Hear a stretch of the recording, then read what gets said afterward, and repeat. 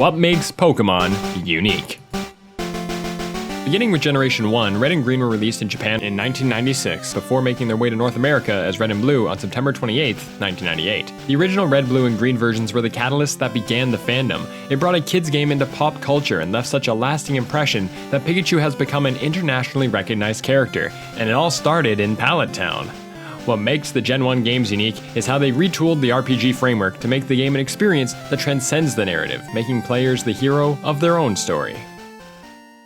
Pokemon is classified as a role-playing game. At the time, the genre was still young and confusing for Western audiences. Although many children played these games tirelessly, few went on to play more complex RPGs. Some simply moved on from video games altogether, including future Pokemon installments. It still left a lasting impression on them, however, and that's because Pokemon isn't like other RPGs. From the beginning of the game, the storytelling already breaks convention. Professor Oak talks to you, the player. This isn't some narrative of the setting or some complicated exposition, this is just your guide to the story. It tells players, you're entering the world of Pokemon. You'll meet many people and creatures, and tough challenges await. Are you ready?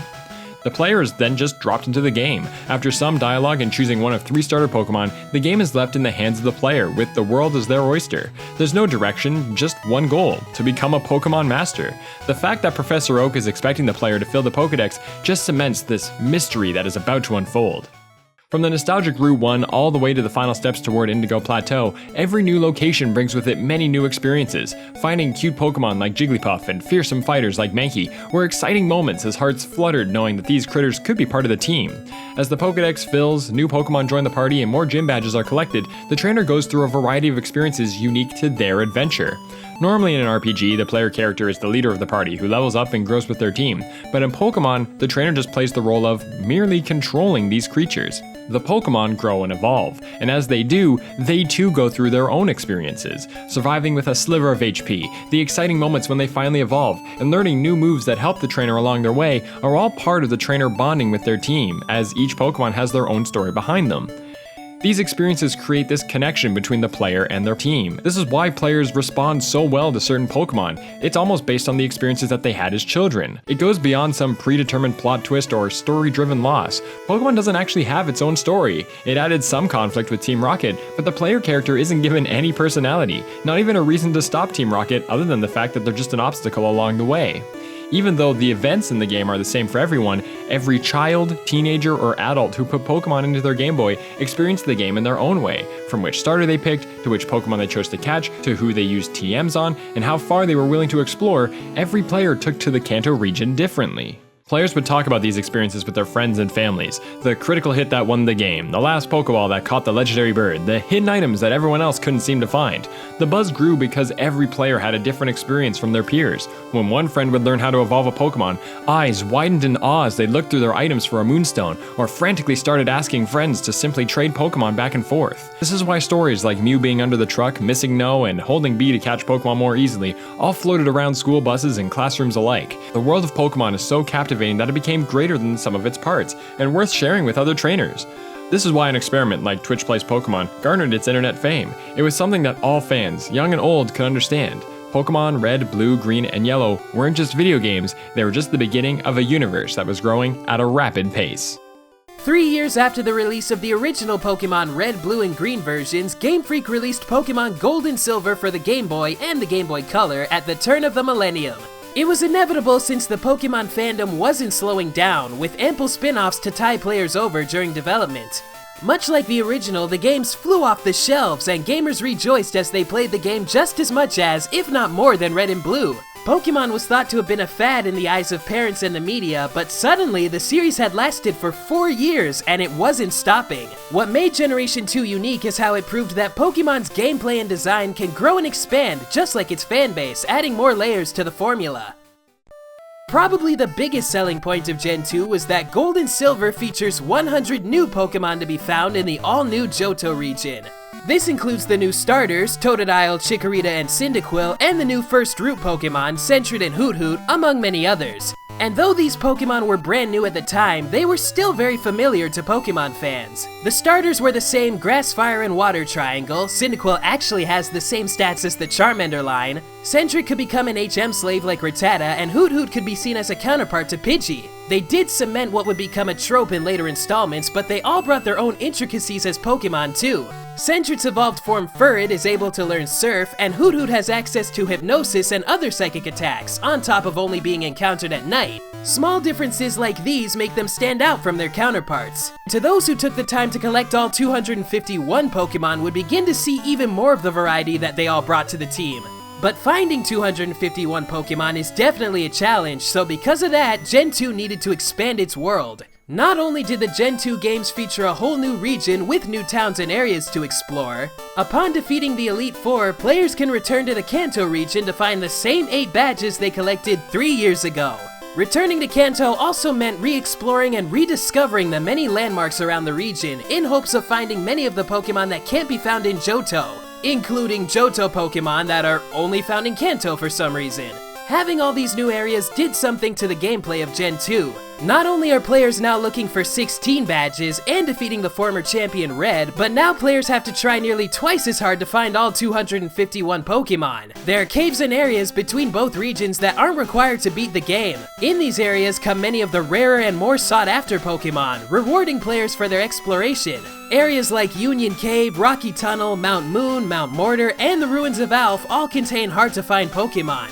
Only the trainers whose goal is to complete the Pokédex will ever need to head into these areas. Pokemon was no longer about just getting to the endgame, but now there were so many more places to explore, and even new legendary Pokemon to catch. This gives the two regions not only a new set of challenges, but more layers to the Pokemon world, where players can define themselves as not only trainers, but as collectors, explorers, and masters.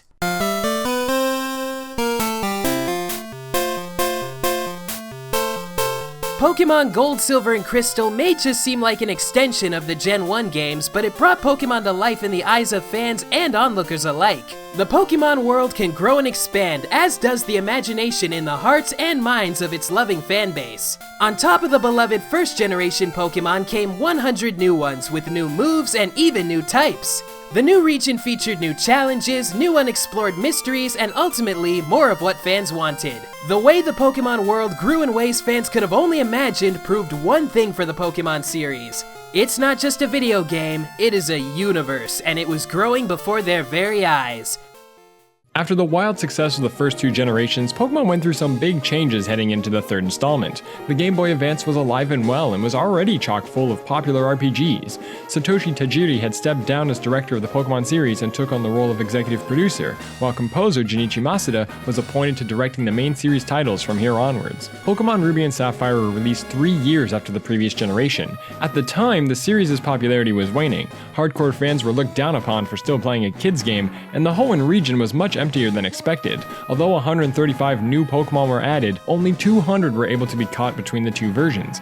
Considering Gen 2 offered 2 whole regions and nearly every Pokemon, it seemed like a step backwards. Ruby, Sapphire, and Emerald did not have great sales compared to its predecessor, leaving the games to be overlooked by much of the fanbase. As time went on, however, Gen 3 grew a cult following for how different it was, and when the remakes were released in 2014, it brought newfound love to the Hoenn region.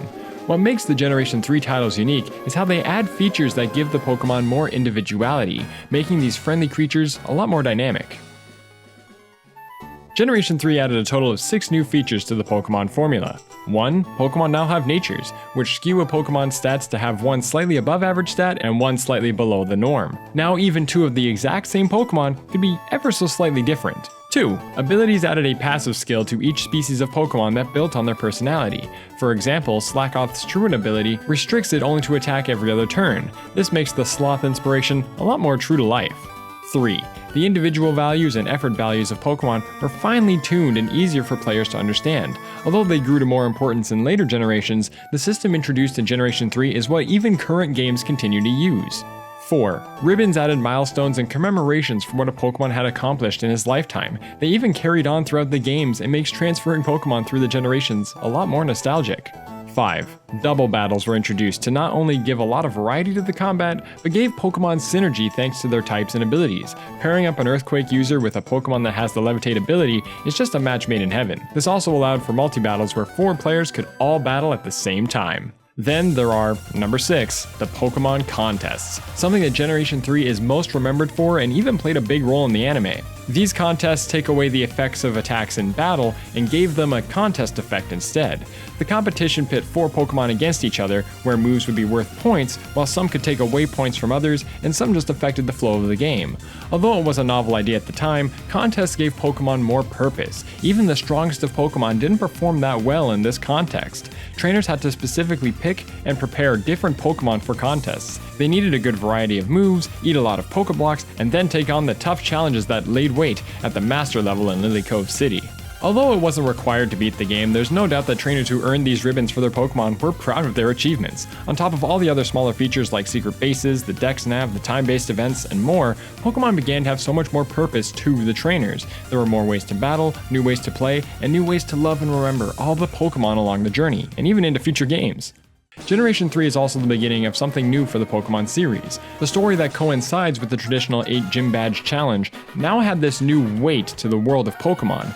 Groudon, Kyogre, and Rayquaza were capable of destroying the world. Having these villainous teams bring the player to confront these monstrous beasts was a lot bigger than just meeting a crime boss. This was a big turning point in the series, and with the introduction of the first of the remakes, Fire Red and Leaf Green, Pokemon was on its way back to prominence. True to form, 3 years later, the 4th generation of Pokemon hit store shelves. Pokemon Diamond and Pearl for the Nintendo DS were considered just marginally better than the GBA titles. The Pokemon series was sort of fading like the fad parents had all thought it would be, but miraculously, with the release of Pokemon Platinum and the Gen 2 remakes Heart Gold and Soul Silver, the fandom had returned in full force. Generation 4 brought fans back right as the older audience had thought they outgrew the series, but as luck would have it, it was this generation that turned the older audience from thinking Pokemon was a kid's game to something that proved that Pokemon could be more than just nostalgia. What makes Generation 4 unique is how it focused on the deeper mechanics that only the most hardcore fans would understand, catering the series to an older, smarter audience. Generation 4 followed all the same conventions as previous titles. It was all about collecting 8 gym badges, defeating the Elite Four, and of course, all while the resident villains were trying to take over the world. Diamond and Pearl didn't change the main game, but focused more on what players would do after they became the champion. Not only was there the post-game areas, but there was the battle area with the Battle Tower in Diamond and Pearl, and the thrilling Battle Frontier in Platinum, Heart Gold, and Soul Silver. Although the Battle Tower debuted back in Generation 2 and the Battle Frontier in Generation 3, this time it seemed like it had a new focus. The battling was tough, even in the more gimmicky challenges around the Frontier. Players couldn't get much farther than maybe 21 wins with the team they used to defeat the Elite Four. The challenge just seemed to ramp up so quickly. These Pokemon were IV bred and EV trained. It wasn't until Gen 4 that suddenly these words bounced around in conversations among older teens and young adults. If players wanted to get the 50-win achievement, they needed to breed and train the perfect Pokemon, give them just the right moves, and design a team with synergy to make it through this challenge. Generation 4 proved and focused on how Pokemon could be considered a competitive game. A battle system that seems so simplistic actually has this depth and strategy. All Gen 4 added to the battle system was a proper physical special split. Previously, attacks that were fire, water, or electric type would calculate damage using a Pokemon's special attack and special defense stats, and normal, fighting, and rock type attacks would use the regular attack and defense stats. Now, there were physical fire-type moves like Fire Punch and Blaze Kick, and special fighting-type moves like Aura Sphere and Focus Blast. This single-handedly changed the landscape of how to train a Pokemon. Pokemon could now have well-rounded movesets that complement their stats. A Pokemon like Hitmonlee, who had just recently learned Blaze Kick, could actually use his attack stat rather than his non-existent special attack. On top of this, there were tons of new moves like Stealth Rock, priority moves of different types, and U-Turn that does damage and switches out the Pokemon that uses it. There were also new hold items. It may have been a Gen 2 addition to let Pokemon hold items like berries, but now there were items like Choice Scarf, Focus Sash, and Life Orb. There was so much that went into how a Pokemon could be used in battle. Sites like Smogon started to grow in popularity, and Pokemon battling was becoming a science. That's when, in 2009, Pokemon ran its first ever video game championships, a worldwide tournament to see who could truly be the best, like no one ever was. On top of offering a variety of Wi-Fi options to players, tournaments began to pop up all over the world. Pokemon Diamond, Pearl, Platinum, Heart Gold, and Soul Silver gave what was considered a kid's game a competitive scene, and it didn't even affect the main story. It was just something only the most hardcore fans would understand. No longer was Pokemon just a cutesy, colorful RPG, it had this deep and complex battle system that holds up even to this day. With 493 Pokemon at this point, it's crazy to imagine the scope that goes into the minds of players who battle competitively, and it didn't stop there, as more Pokemon, moves, and items were only a few years away. At this point, the Pokemon series was rising in popularity once again. There was all this newfound love for the competitive scene, and getting the next installment excited fans of all kinds. 4 years after Diamond and Pearl came Pokemon Black and Pokemon White, again for the Nintendo DS. The games were met with overwhelmingly positive reception. Ratings were through the roof, some even said the games were perfect. The hardcore fans fell in love with the generation with its beautiful music and the huge boost in graphical presentation. What makes Generation 5 unique was their attention to the narrative and the storytelling that brought players back to the mindset that Pokemon is still an RPG. In terms of new additions, Gen 5 really didn't bring that much. The new hidden abilities gave the competitive scene a bit more to play with, TMs now had infinite uses, and the triple and rotation battles, well, they never really caught on. But out of all generations, Gen 5 had the largest cast of new Pokemon, with an astonishing 156, bringing the total number to 649. With more Pokemon than even the originals, Black and White also did something fresh for the series. The Unova region, during the main game, would only be populated by Generation 5 Pokemon. No longer were the likes of Pidgey, Pikachu, and Rattata going to be seen just like every generation before it. This adventure was truly a brand new quest, with players knowing very little about the Pokemon that they were going to encounter. With only undiscovered Pokemon to be found, longtime players had no clue what to expect. The Unova region was this brave new world, and it brought back shades of playing Pokemon for the very first time. Going through the region reminded fans that, again, Pokemon is still an RPG. With the added seasons to offer more time-based events, and the additional musical nods, like intense music playing when the player or gym leader's Pokemon is at low health, it was something that was still familiar, but suddenly felt so original and grander than ever before. And on top of this was simply a mesmerizing story. Mainline Pokemon games always had the subplot of stopping the villains from taking over the world! But in Black and White, the story was so much bigger. Team Plasma was governed by the unruly Getsis, who strived for one goal: to separate Pokemon and people. He would proclaim that people did nothing but harm these poor creatures, forcing them to battle for mere fun. For the first time, Pokemon fans were caught off guard by the powerful and understandable message that the evil team was spouting. The mysterious N didn't help matters either, as he would continuously offer his opinions to the player. It has a sinister tone, but one that really intrigued players, unlike any other generation. The 8 gym badges felt like they had a purpose, as N wasn't just the rival, but a seemingly ill-intended pawn of Team Plasma. Not only did players have to collect the badges to become champion, but they were racing N to stop him from achieving his goals of ruling over Unova. Throughout the adventure, N gets his own legendary Pokemon, he defeats the champion, and reveals the colossal Team Plasma Castle, to where he will rule over the Unova region. Suddenly, Pokemon had huge climatic cutscenes. It wasn't just about becoming champion anymore, but defeating a truly evil force.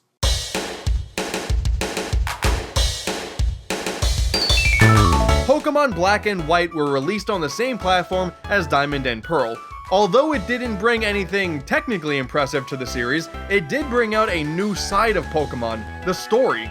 As if the tale of a young teen settling up and leaving home wasn't already engaging, having this sort of weight and message made the Pokemon universe feel important. It's also the only generation to have a proper sequel in Black 2 and White 2, which continued the story and almost felt like what Gold and Silver were to Red and Blue, telling a message of empathy, companionship, and above all else, compassion. Generation 5 proved that the Pokemon formula, while still bare bones, had the capacity to tell an emotional story. Finally, the most recent installment in the Pokemon franchise was released worldwide on October 12, 2013. Unsurprisingly, the games were wildly successful, and although they haven't held a cult love like in previous generations, it's a huge defining moment for the Pokemon franchise. It not only transitioned into the world of 3D, but brought fans and friends together again much like old times. With 72 new Pokemon added and a current total of 721, Gen 6 is loved for just how expansive the games have become. Not how big the games are virtually, but how much of an impact it's brought to fans of the series. What makes Pokemon X, Y, Omega Ruby, and Alpha Sapphire unique is how they show that Pokemon is a universal series that can manage to cater to any audience around the world. Many of the new additions in Generation 6 were small but very impactful, the biggest being the addition of the Fairy type, designed to be a strong counter to Dragon type. It led to many attacks and Pokemon having their stats slightly altered in order to be a bit more competitively viable as well. Mega Evolutions also gave some old favorites a bit more punch and completely changed the competitive landscape. Other additions included Pokemon Ami, which is a fun way to see the new 3D models up close. Horde encounters make training and finding hidden abilities a lot easier than it was in the previous generation. Trainers could be customized in appearance for the first time in the series, and tools like the player search system made trading and battling on the go so much easier, thanks to the functionality of the 3DS. The overarching theme of these changes was to make Pokemon as accessible as possible. Now there were more ways to train. The experience share, a staple of the series, now worked in a way that made all party Pokemon grow evenly. Some argued it made the game easier, but luckily it can be turned off for players that want a challenge. The accessibility also connected Pokemon fans in a whole new way. Street Pass made conventions and other gatherings a great place to find like-minded trainers. The use of friend codes also led to activities like the Friends Safari to find Pokemon not available in the Kalos region.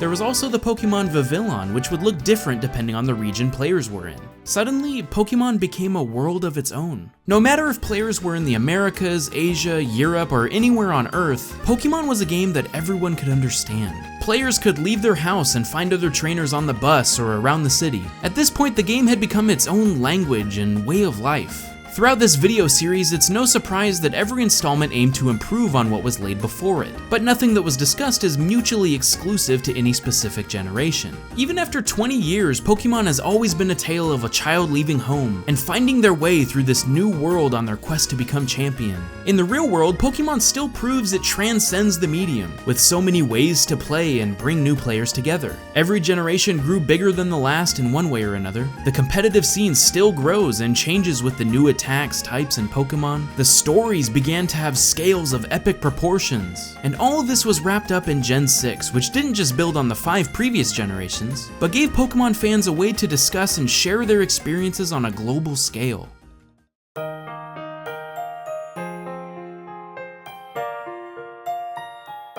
Onlookers may have said that Pokemon was a fad at first, but time has proved that no matter the age, background, or upbringing, Pokemon's a series that brings people together, and is a universal language for all to enjoy. With a new generation coming out next week on November 18th, 2016, it just goes to show that even when it seems like the series couldn't grow any bigger, more changes are right around the corner. Longtime fans may just want to see the new Pokemon in region, others may want to test the competitive viability of the Pokemon, and some may just want to watch as the story unfolds. No matter the case, Pokemon is a series that offers so many different experiences to so many people, all the while bringing these people together into their own little world where they can make friends, share their adventures, and show that Pokemon is more than a game. That is what makes Pokemon unique. If you enjoyed this video, click that like button, and if you'd like to see more videos that discuss what makes any video game stand out, be sure to subscribe. Thanks for watching.